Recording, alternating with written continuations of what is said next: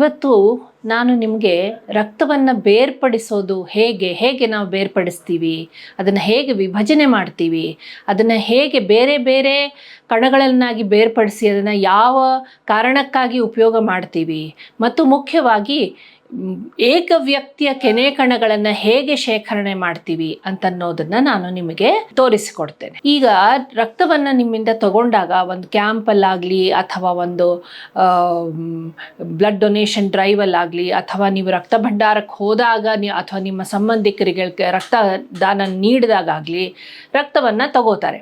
ಆ ರಕ್ತವನ್ನು ಏನು ಮಾಡ್ತಾರೆ, ಇಡೀ ರಕ್ತವನ್ನು ಸ್ವಲ್ಪ ಹಿಂದಿನ ಕಾಲದಲ್ಲಿ ಇಡೀ ರಕ್ತವನ್ನು ಸಂಪೂರ್ಣವಾಗಿ ರೋಗಿಗೆ ಅದನ್ನು ನೀಡಿಬಿಡ್ತಾಯಿದ್ರು.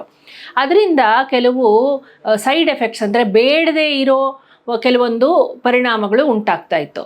ಸೊ ಅದನ್ನು ಅವಾಯ್ಡ್ ಮಾಡಬೇಕು ಅಂತ ಹೇಳಿಬಿಟ್ಟು ಇವಾಗ ಕಾನ್ಸೆಪ್ಟ್ ಆಫ್ ಕಾಂಪೊನೆಂಟ್ ಪ್ರಿಪ್ರೇಷನ್ ಅಂದರೆ ರಕ್ತ ವಿಭಜನೆಯನ್ನು ಹೇಗೆ ಮಾಡಿ ರೋಗಿಗೆ ಬೇಕಾದದ್ದನ್ನು ಮಾತ್ರ ನೀಡಿ ಮಿಕ್ಕಿದ್ದನ್ನು ಅದನ್ನು ಸ್ಟೋರ್ ಮಾಡಿ ಮಿಕ್ಕಿದ್ದನ್ನು ಹಾಗೆ ಇಟ್ಕೊಂಡು ಮತ್ತು ಬೇರೆ ರೋಗಿಗೆ ಬೇರೆ ಅವಶ್ಯಕತೆ ಬಂದಾಗ ಅದನ್ನು ಬೇರೆ ಕಣಗಳ ಅವಶ್ಯಕತೆ ಬಂದಾಗ ಅದನ್ನು ಅವರಿಗೆ ನೀಡೋದು ಒಂದು ಹೊಸದಾದ ಒಂದು ಪ್ರಕ್ರಿಯೆ.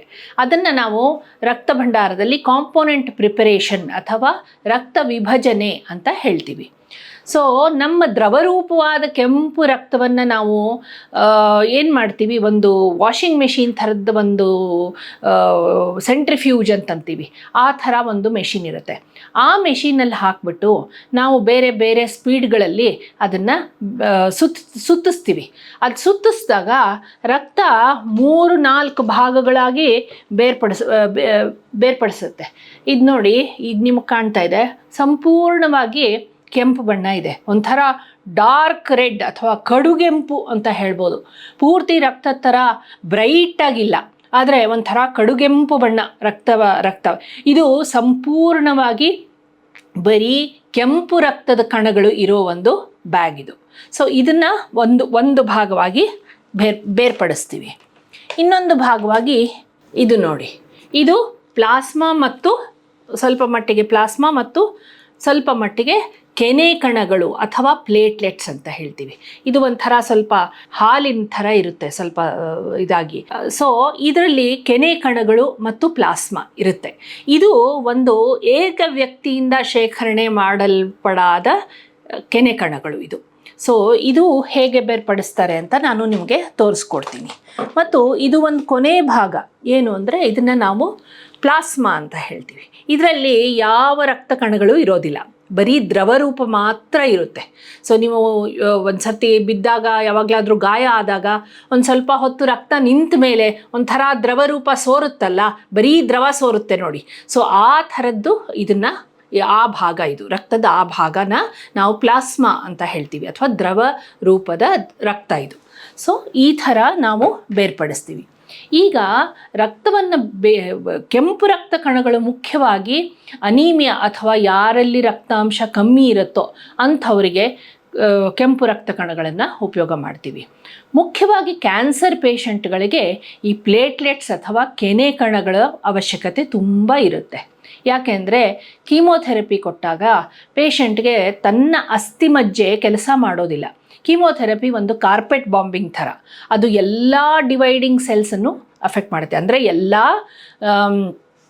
ಕಣಗಳನ್ನು, ಯಾವ್ಯಾವ ಕಣಗಳು ಹೊಸ ಉತ್ಪತ್ತಿ ಮಾಡ್ತಾ ಇದೆಯೋ ಅದು ಎಲ್ಲ ಸೆಲ್ಸ್ಗಳಿಗೂ ಎಫೆಕ್ಟ್ ಮಾಡುತ್ತೆ, ಎಲ್ಲ ಕಣಗಳಿಗೂ ಎಫೆಕ್ಟ್ ಮಾಡುತ್ತೆ. ಹಾಗಾಗಿ ಏನಾಗುತ್ತೆ, ಬೋನ್ ಮ್ಯಾರೋ ಅಥವಾ ಅಸ್ಥಿಮಜ್ಜೆಯಲ್ಲಿ ಏನು ರಕ್ತ ಉತ್ಪತ್ತಿ ಮಾಡೋ ಕಣಗಳೇನಿರುತ್ತಲ್ಲ ಅದಕ್ಕೂ ಎಫೆಕ್ಟ್ ಆಗುತ್ತೆ.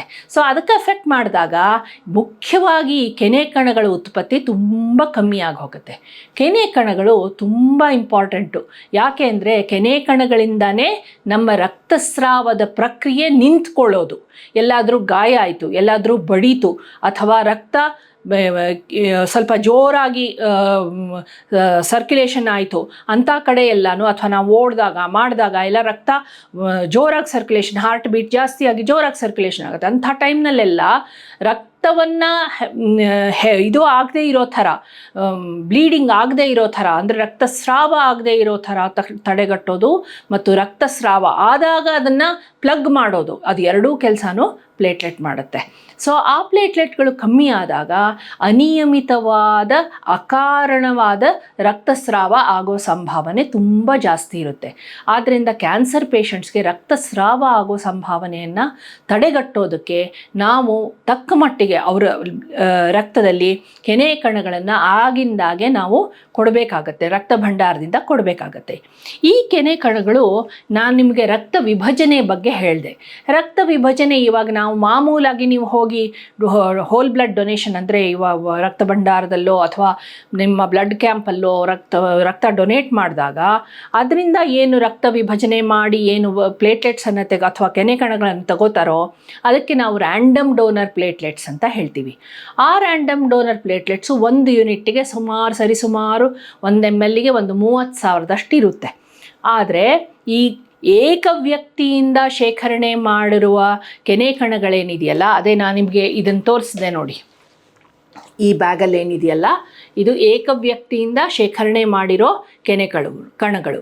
ಇದನ್ನು ಎಫೆರೆಸಿಸ್ ಅಂತನ್ನೋ ಒಂದು ಪ್ರಕ್ರಿಯೆ ಅಥವಾ ಪ್ಲೇಟ್ಲೆಟ್ ಫೆರೆಸಿಸ್ ಅನ್ನೋ ಪ್ರಕ್ರಿಯೆ, ಅಂದರೆ ಪ್ಲೇಟ್ಲೆಟ್ಗಳನ್ನು ಮಾತ್ರ, ಕೆನೆ ಕಣಗಳನ್ನು ಮಾತ್ರ ತೆಗೆದುಕೊಂಡು ಮಿಕ್ಕಿದ್ದನ್ನೆಲ್ಲ ನಿಮ್ಮ ರಕ್ತ ಅಂದರೆ ಕೆಂಪು ರಕ್ತ ಕಣಗಳನ್ನು, ಬಿಳಿ ರಕ್ತ ಕಣಗಳನ್ನು, ಪ್ಲಾಸ್ಮಾವನ್ನು ಮತ್ತೆ ವಾಪಸ್ಸು ಸರ್ಕ್ಯುಲೇಷನ್ಗೆ ಅಂದರೆ ನಿಮ್ಮ ದೇಹದೊಳಗೆ ಸೇರಿಸ್ತೀವಿ. ಸೊ ಈ ಪ್ರಕ್ರಿಯೆಗೆ ಪ್ಲೇಟ್ಲೆಟ್ ಫೆರೆಸಿಸ್ ಅಥವಾ ಕೆನೆ ಕಣಗಳ ವಿಭಜನೆ ಅಂತ ಹೇಳ್ತೀವಿ. ಸೊ ಈ ಕೆನೆ ಕಣಗಳ ವಿಭಜನೆ ಅಂದರೆ ಇಟ್ ಈಸ್ ತುಂಬ ಒಂದು ಸುಲಭವಾದ ಪ್ರೊಸೀಜರು ಮತ್ತು ಅದರಿಂದ ಪೇಷಂಟ್ಸ್ಗೆ ತುಂಬ ಉಪಯೋಗ ಆಗುತ್ತೆ. ಯಾಕೆಂದರೆ ಒಂದು ಏಕ ವ್ಯಕ್ತಿ ಕೆನೆ ಕಣಗಳಿಂದ ಕಲೆಕ್ಟ್ ಮಾಡಿರೋ SDP ಅಥವಾ ಸಿಂಗಲ್ ಡೋನರ್ ಪ್ಲೇಟ್ಲೆಟ್ ಯೂನಿಟ್ನಲ್ಲಿ 6ರಿಂದ 8 RDP ಅಂದರೆ ಮಾಮೂಲಾಗಿ ನೀವು ರಕ್ತದಾನ ಮಾಡಿದ್ರೆ ಎಷ್ಟಿರುತ್ತೋ ಅಷ್ಟು ಕೆನೆ ಕಣಗಳಿರುತ್ತೆ. ಆದ್ದರಿಂದ ಒಂದು SDP ಸರಿಸುಮಾರು 6 ಅಥವಾ 8 RDPಗೆ ಸಮ ಆಗಿರುತ್ತೆ. ಸೊ ನಾವು ಒಂದು ಸರ್ತಿ ರಕ್ತಸ್ರಾವ ನಿಲ್ಲಿಸಬೇಕು ಪೇಷಂಟ್ಗೆ ಅಂದರೆ ಸುಮಾರು 6ರಿಂದ 8 RDP ಕೊಡಬೇಕಾಗುತ್ತೆ. ಆದರೆ ಇಲ್ಲಿ SDP ವಿಷಯಕ್ಕೆ ಬಂದಾಗ ಒಂದೇ SDP ಸಾಕಾಗಿರುತ್ತೆ. ಆದರೆ ಇದರ ಪ್ರೊಸೀಜರ್ ಏನಿದೆ, ಇದನ್ನು ಮಾಡಬೇಕಾದಂಥ ಪ್ರಕ್ರಿಯೆ ಏನಿದೆ ಅದು ಸ್ವಲ್ಪ ಕಾಂಪ್ಲೆಕ್ಸ್ ಆಗಿದೆ ಮತ್ತು ಅದನ್ನು ರಕ್ತ ಭಂಡಾರದಲ್ಲಿ ಮಾತ್ರ ಮಾಡೋಕ್ಕಾಗತ್ತೆ, ಅದನ್ನು ಕ್ಯಾಂಪ್ಗಳಲ್ಲಿ ಮಾಡೋಕ್ಕಾಗಲ್ಲ. ಸೊ ಈ ಮೆಷಿನ್ ಏನಿದೆಯಲ್ಲ ಇದು ರಕ್ತ ವಿಭಜನೆ ಕೆನೆ ಕಣಗಳನ್ನು ಕಲೆಕ್ಟ್ ಮಾಡುವ ಒಂದು ಮೆಷೀನು. ಸೊ ಈ ಮೆಷೀನು ಪ್ರಿನ್ಸಿಪಲ್ ಆಫ್ ಸೆಂಟ್ರಿಫ್ಯೂಗೇಷನ್ ಅಂತ ಅಂತೀವಿ ನಾವು. ಅಂದರೆ ಸುತ್ತುವಿಕೆಯ ಪ್ರಕ್ರಿಯೆಯ ಪ್ರಿನ್ಸಿಪಲ್ ಮೇಲೆ ನಿರ್ಭರವಾಗಿರುತ್ತೆ. ಸೊ ಏನು ಮಾಡ್ತೀವಿ ಅಂತಂದರೆ ರಕ್ತವನ್ನು ಒಂದು ಡೋನರ್ನ ಒಂದು ಕೈಯಿಂದ ತೆಗೆದುಕೊಂಡ್ಬಿಟ್ಟು ಅದನ್ನು ಈ ಮೆಷಿನ್ ಒಳಗಡೆ ಕೆಲವೊಂದು ಟ್ಯೂಬಿಂಗ್ಸ್ ಎಲ್ಲ ಇರುತ್ತೆ, ಅದನ್ನು ರಕ್ತ ಹೆಪ್ಪುಗಟ್ಟದೆ ಇರೋ ಥರ ಒಂದು ದ್ರವ ಇರುತ್ತೆ, ಅದನ್ನು ಸೇರಿಸ್ಬಿಟ್ಟು ಪೈಪ್ಗಳಲ್ಲೆಲ್ಲ ಹಾಕ್ಬಿಟ್ಟು ಅದನ್ನು ಇದರೊಳಗೆ ಇದು ಏನಿದೆಯಲ್ಲ ರೌಂಡ್ ಆಗಿರೋ ಒಂದು ಇದು ಏನು ಕಾಣ್ತಾ ಇದೆಯಲ್ಲ ಇದ್ರ ಒಳಗಡೆ ಸಿಕ್ಕಿಸ್ಬಿಟ್ಟು ಅದನ್ನು ನಾವು ತಿರುಗಿಸ್ತೀವಿ. ಇಲ್ಲಿ ಒಳಗಡೆ ಅದನ್ನು ಸೇರಿಸ್ಬಿಟ್ಟು ತಿರುಗಿಸ್ತೀವಿ. ಅದು ತಿರುಗಿಸಿದಾಗ ಈ ಥರ ಕಣಗಳು ಕಲೆಕ್ಟ್ ಆಗುತ್ತೆ. ಸೊ ರಕ್ತ ಹೆಪ್ಪುಗಟ್ಟದೆ ಇರೋ ಥರ ನಾವು ಒಂದು ದ್ರವನ ಆ್ಯಂಟಿಕೋಯಾಗ್ಯುಲೆಂಟ್ ಅಥವಾ ಸಿಟ್ರೇಟ್ ಅಂತ ಅನ್ನೋ ಒಂದು ಆ್ಯಂಟಿಕೋಯಾಗ್ಯುಲೆಂಟನ್ನು ನಾವು ಬಳಸ್ತೀವಿ. ಸೊ ವಾಪಸ್ಸು ನಿಮ್ಮ ರಕ್ತ ಬೇಡದೆ ಇರೋ ಅಂದರೆ ಕೆಂಪು ರಕ್ತ ಕಣಗಳು ಅಥವಾ ರ್ಯಾಂಡಮ್ ಡೋನರ್ ಪ್ಲೇಟ್ಲೆಟ್ಸು ಅಥವಾ ಬೇರೆ ಪ್ಲಾಸ್ಮಾ ಎಲ್ಲನೂ ಮತ್ತೆ ವಾಪಸ್ ಒಳಗಡೆ ಹೋಗಿಬಿಡುತ್ತೆ. ಸೊ ನಮಗೆ ಎಷ್ಟು ಬೇಕೋ ಅಷ್ಟು ಮಾತ್ರ ಕೆನೆ ಕಣಗಳನ್ನು ತೆಕ್ಕೊಂಡು ಮಿಕ್ಕಿದ್ದನ್ನೆಲ್ಲ ನಾವು ವಾಪಸ್ಸು ಡೋನರ್ಗೆ ಕಳಿಸ್ಬಿಡ್ತೀವಿ. ಅದರಿಂದ ಡೋನರ್ಗೆ ಯಾವ ಥರದ ತೊಂದರೆನೂ ಆಗೋದಿಲ್ಲ. ಅವನು ಒಂದು ಸರ್ತಿ ಸಂಪೂರ್ಣ ರಕ್ತದಾನ ಮಾಡಿದ್ರೆ ಅವನು 3 ತಿಂಗಳು ಗಂಡಸಾಗಿದ್ದರೆ 3 ತಿಂಗಳ ನಂತರ, ಹೆಂಗಸಾಗಿದ್ದರೆ 4 ತಿಂಗಳ ನಂತರ ರಕ್ತದಾನ ಮಾಡ್ಬೋದು.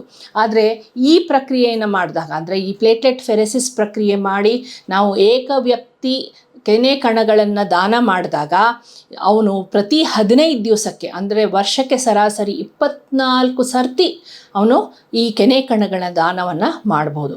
ಈ ಕೆನೆ ಕಣಗಳ ದಾನ ಕ್ಯಾನ್ಸರ್ ಪೇಷಂಟ್ಸ್ಗೆ ತುಂಬ ಅವಶ್ಯಕತೆ ಇರುತ್ತೆ ಮತ್ತು ಅದರ ಅವಶ್ಯಕತೆಯನ್ನು ನಾವು ತೀರಿಸ್ಲಿಕ್ಕೆ ಆಗಲಾರ್ದಷ್ಟು ಕೆಲವೊಂದು ಸರ್ತಿ ಪರದಾಟ ಆಗಿಬಿಡುತ್ತೆ.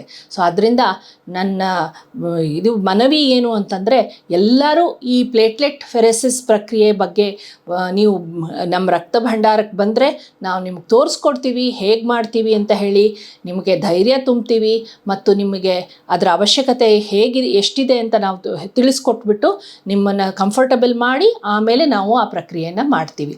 ಸೊ ದಯವಿಟ್ಟು ಏಕವ್ಯಕ್ತಿ ಕೆನೆ ರಕ್ತ ಕಣಗಳ ದಾನವನ್ನು ಮಾಡಿ ಅಂತ ನಾನು ನಿಮ್ಮನ್ನೆಲ್ಲ ಕೋರ್ತಾ ಇದ್ದೀನಿ. ಸೊ ಈ ವಿಡಿಯೋಯಿಂದ ಅಥವಾ ಇದರಿಂದ ನಿಮಗೆ ಅಟ್ಲೀಸ್ಟ್ ಒಂದು ಕುತೂಹಲ, ಏನೋ ಇದು ಹೊಸ ಪ್ರಕ್ರಿಯೆ ಹೇಳ್ತಾ ಇದ್ದಾರಲ್ಲ, ಇದೇನೋ ಒಂದು ಹೊಸ ಮೆಥಡ್ ಹೇಳ್ತಾ ಇದ್ದಾರಲ್ಲ ಅಂತ ಅಟ್ಲೀಸ್ಟ್ ಆ ಕ್ಯೂರಿಯಾಸಿಟಿ, ಆ ಕುತೂಹಲನಾದರೂ ಜನ್ರೇಟ್ ಮಾಡಿ ನೀವು ರಕ್ತ ಭಂಡಾರಕ್ಕೆ ಬಂದು ಏನಿದು ಹೊಸದು ಅಂತ ತಿಳ್ಕೊಳ್ಳೋಕ್ಕಾದರೂ ಬಂದರೆ ನಮಗೆಲ್ಲ ತುಂಬ ಸಂತೋಷ ಆಗುತ್ತೆ.